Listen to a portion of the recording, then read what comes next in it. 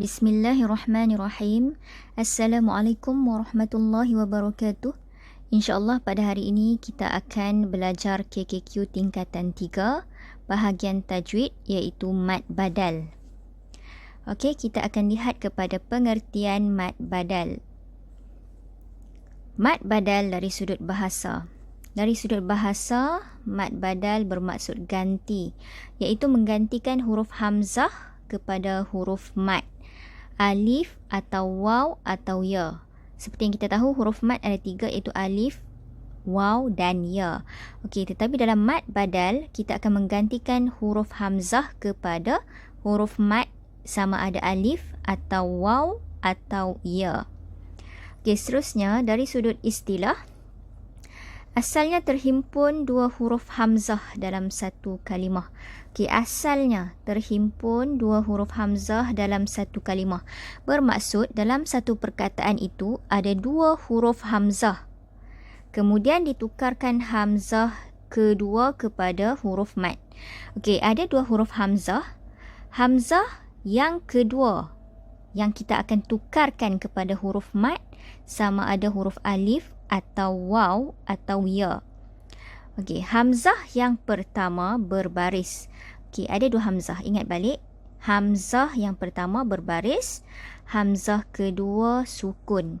Akan ada 2 hamzah.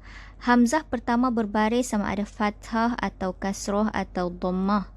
Okey, dan hamzah kedua akan berbaris sukun. Itu asal mad badal lah.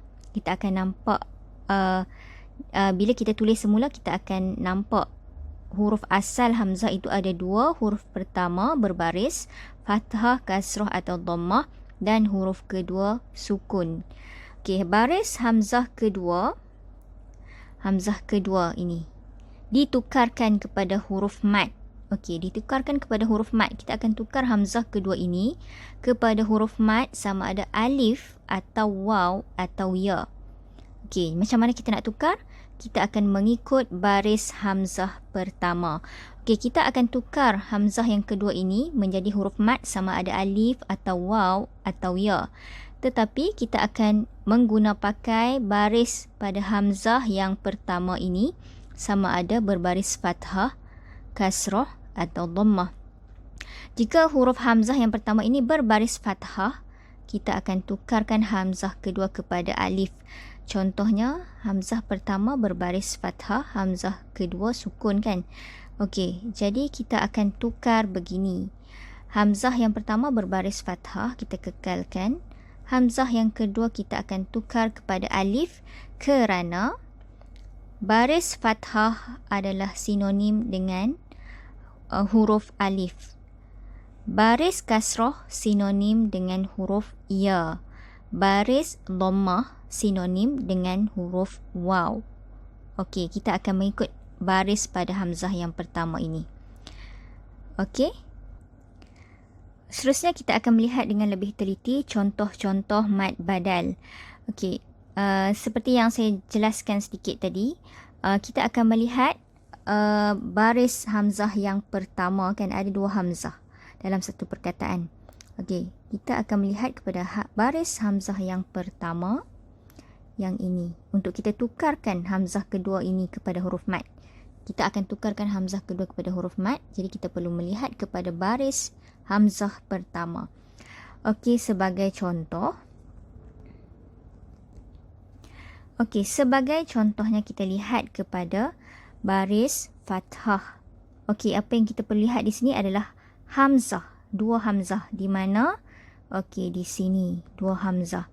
Hamzah yang pertama dan hamzah yang kedua. Hamzah pertama berbaris sukun, sementara hamzah yang pertama berbaris fathah, sementara hamzah yang kedua berbaris sukun. Okey, jadi kita akan tukarkan. Ini adalah asal perkataan. Okay, kita akan tengok asal perkataan. Cuma kalau kita nak cari dalam Al-Quran, tulisan asal perkataan huruf mad, hukum mad badal ni kita tak akan jumpa kerana ia telah sedia dalam bentuk mad badal seperti ini. Okey, seterusnya kita akan sambung.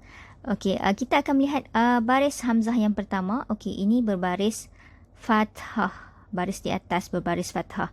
Jadi hamzah yang kedua yang berbaris sukun ini kita akan tukar. Kita lihat di sini pula. Okey, kita akan tukar kepada alif. Okey, nampak tak? Dia dah buang hamzah yang di sini tadi dan dia dah tukar kepada alif. Kerana baris fathah sinonim dengan alif. Okey, dia tukar hamzah kedua kepada huruf alif mad. Alif huruf mad. Okey, kemudian kita tengok baris kasrah. Hamzah kedua. Hamzah kedua sukun. Hamzah pertama berbaris kasrah. Kasrah sinonim dengan huruf ya. Okey, kita akan lihat. Di sini hamzah kedua telah dihapuskan dan diganti. Di sini maksud badal. Diganti dengan huruf ya. Kerana apa? Kerana mengikut baris hamzah yang pertama berbaris kasrah. Kita tukar kepada huruf ya. Sementara huruf dhammah. Okey, hamzah kedua sukun. Hamzah yang pertama berbaris dhammah. Jadi kita akan tukarkan hamzah kedua ini kepada huruf waw kerana dhammah pada hamzah yang pertama di sini adalah sinonim dengan huruf waw. Seterusnya kita akan melihat hukum bacaan mad badal. Jadi mad badal wajib dibaca dengan kadar harakat panjang 2 harakat. Wajib. Okey, jadi 2 harakat sahaja. Contohnya amana, imanun. Okey, itu contoh bagi bacaan panjang 2 harakat. Seterusnya, sedikit info mengenai mad badal. Terdapat beberapa perkataan yang menyerupai mad badal. Okey, menyerupai. Dan dinamakan sebagai syibhul badal. Syibhul badal. Syibhu maksudnya menyerupai. Maksudnya menyerupai mad badal. Okey, ia seakan-akan mad badal tetapi bukan mad badal yang sebenar. Okey, mad syibhul badal bukan berasal daripada dua hamzah yang bertemu dalam satu perkataan seperti mad badal yang asal. Sebaliknya, huruf mad itu adalah huruf asal, bukan hamzah yang ditukar. Okey, kita akan lihat contoh untuk lebih jelas. Okey, contoh di sini. Kita akan nampak hamzah dan juga huruf alif. Seperti yang kita tahu, kalau mad badal, hamzah dan selepasnya ada alif jika hamzah yang pertama ini berbaris fathah. Begitu juga dengan contoh kedua, ra'uf. Hamzah berbaris dhammah, selepasnya waw. Diganti dengan hamzah kedua diganti dengan waw kerana mengikut baris pada hamzah pertama berbaris dhammah kan. Begitu juga dengan yang ketiga, ya selepas hamzah ini kita tukar daripada hamzah asal kerana mengikut baris hamzah pertama iaitu berbaris kasrah. Okey, jadi mad syibhul badal bukan begini. Okey, tetapi apa yang saya terang tadi bermaksud bukan yang sebenarnya. Okey, tetapi begini. Qur'anun. Huruf mad di sini alif, waw dan juga ya di sini bukanlah daripada hamzah yang ditukar, tetapi ia adalah huruf mad asal. Kalau kita tengok definisi mad badal ialah pertemuan dua huruf hamzah. Sepatutnya begini kan. Qur'anun. Tetapi bukan asalnya begini. Bukan pertemuan dua hamzah. Syibhul badal bermaksud dia hampir-hampir menyerupai mad badal tetapi bukan mad badal yang sebenar kerana huruf mad yang di sini selepas hamzah ini bukanlah daripada hamzah yang ditukar. Okey, bermaksud dia memang perkataan ataupun huruf. Dia bermaksud huruf asal bagi perkataan tersebut. Okey, Qur'anun. Jadi huruf mad di sini bukan daripada hamzah yang ditukar. Begitu juga dengan waw dan ya. Ya adalah huruf mad asal bagi perkataan ini. Jadi hukum mad badal ia adalah daripada olahan huruf hamzah, dua hamzah ditukarkan hamzah kedua kepada huruf mad. Okey, jadi hukum mad badal adalah salah satu cabang hukum mad far'i, bukan mad asli. Mad far'i, kerana mad far'i ini terjadi disebabkan sesuatu. Jadi mad badal terjadi disebabkan pengolahan huruf hamzah kedua kepada huruf mad. Jadi ia bukan tergolong dalam kelompok mad asli. Sebaliknya mad far'i iaitu mad cabangan. Kalau mad asli ia terjadi dengan asal perkataan. Asal terjadi secara semula jadi, bukan disebabkan sesuatu. Namun begitu, sedikit penjelasan oleh para qurra, iaitu para ulama tajwid. Kita tidak menamakan perkataan-perkataan seperti ini dengan mad asli. Kalau kita tengok contoh bagi mad badal, huruf alif di sini sebagai contoh. Alif. Jika hukum mad asli, kita tengok huruf alif sebelum dia berbaris fathah, ya sebelum dia berbaris kasrah, waw sebelum dia berbaris dhammah. Tetapi bagi mad badal, ia bukanlah mad asli. Kerana apa? Kerana kedudukan huruf mad yang didahului oleh hamzah pada tulisan.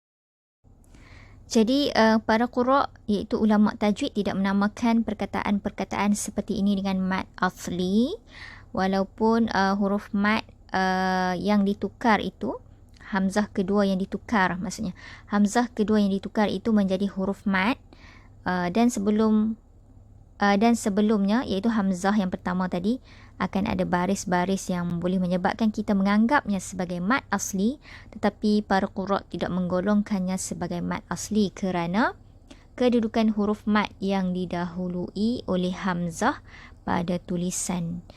Okay, jadi sukar kita nak bezakan antara mad badal dengan mad syibhul badal jika kita tiada pengetahuan mengenai kaedah tata bahasa Arab.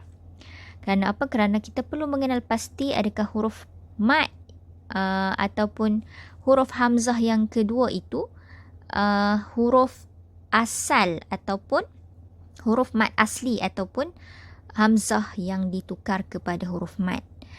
Namun begitu, para qurra telah menetapkan bahawa tidak kira sama ada mad badal atau syibhul badal, kedua-duanya adalah daripada golongan mad badal tanpa perlu membezakan antara kedua-duanya. Jadi ini adalah solusi yang diberikan oleh para qurra mengenai mad badal. Jadi kita tak perlu nak keliru nak menentukan sama ada ini adalah mad badal dan ini adalah mad syibhul badal. Kerana kedua-dua cara bacaannya adalah sama dan ia adalah tergolong dalam kelompok mad badal. Wallahu a'lam bissawab. Sebarang pertanyaan boleh diajukan, insya-Allah saya akan menjawabnya.